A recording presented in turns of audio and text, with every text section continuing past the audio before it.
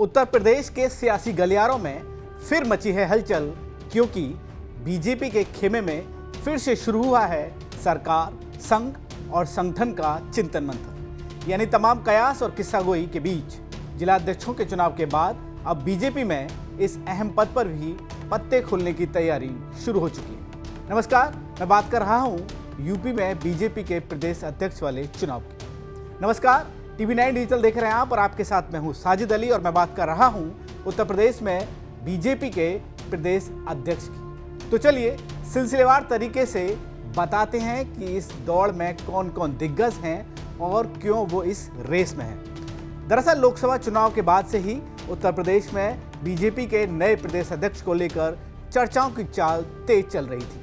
पहले खबर थी कि मकर संक्रांति के आसपास प्रदेश अध्यक्ष की ताजपोशी हो सकती है, तब संभावनाएं जताई गई थी। फिर एक तारीख तय हुई कि महाकुंभ के बाद या महाकुंभ के पहले प्रदेश अध्यक्ष का ऐलान हो जाएगा, लेकिन 29 जनवरी को महाकुंभ में जो भगदड़ मची थी उसके चलते पार्टी ने एक कवायद रोक दी थी। फिर पार्टी आलाकमान ने फैसला किया कि बिहार विधानसभा चुनाव के बाद यूपी पर कोई नया फैसला किया जाएगा। अब बिहार में बम्पर जीत के बाद यूपी बीजेपी के 98 संगठनात्मक जिलों में से करीब 84 की घोषणा के बाद अब ये माना जा रहा है कि यूपी में बीजेपी के नए प्रदेश अध्यक्ष चुनने की प्रक्रिया को फिर से रफ्तार मिलेगी। वहीं सोमवार को राजधानी लखनऊ में एक मैराथन मंथन हुआ, जिसके बाद से कुछ नाम भी सामने निकल कर आए हैं। अब सूत्रों की माने तो करीब 6 नाम यूपी बीजेपी के मुखिया की रेस में आगे चल रहे हैं। हालांकि नाम के बीच में चर्चा ये भी है कि इस अहम पद के लिए बीजेपी के इस ऐलान में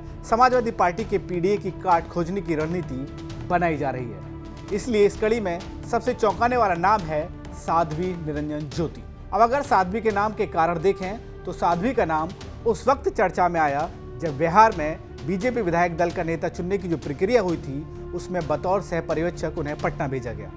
उसके बाद से ही दावे किए जाने लगे कि साध्वी को यूपी में बीजेपी कोई अहम जिम्मेदारी दे सकती है। वैसे भी बीजेपी ने अभी तक अपने गठन के बाद से यूपी इकाई की कमान किसी महिला को नहीं सौंपी है, इसलिए साध्वी का नाम आगे चल रहा है। साध्वी ओबीसी के साथ साथ हिंदुत्व का भी चेहरा है और इसलिए भी उनका नाम बहुत आगे है।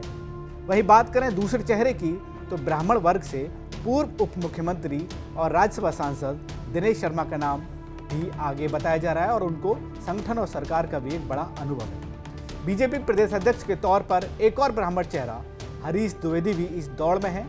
वो अखिल भारतीय विद्यार्थी परिषद से लेकर संघ और बीजेपी तक एक लंबा सफर तय करते रहे हैं और बस्ती जिले से सांसद भी हैं। एक और चेहरा है योगी सरकार में कैबिनेट मंत्री धर्मपाल सिंह, वो भी अन्य पिछड़ा वर्ग से आते हैं। बीजेपी की अन्य पिछड़ा वर्ग नेताओं में केंद्रीय मंत्री BL वर्मा भी इस दावेदारों में हैं। तो वहीं दलित नेता की प्रदेश अध्यक्ष वाली दौड़ में पूर्व केंद्रीय मंत्री रामशंकर कठेरिया का नाम भी शामिल है। इनके अलावा एक और नाम विद्यासागर सोनकर का भी इस रेस में बताया जा रहा है। दरअसल उत्तर प्रदेश में साल 2014 के बाद से ही गैर यादव ओबीसी बीजेपी का बड़ा वोट बैंक बनता जा रहा है। ऐसे में ओबीसी या दलित समुदाय से प्रदेश अध्यक्ष नियुक्त करके बीजेपी अखिलेश यादव के पीडीए की काट निकालने की कोशिश कर सकती है, या फिर किसी ब्राह्मण चेहरे को आगे लाकर 2027 के लिए एक अलग दांव भी चल सकती है।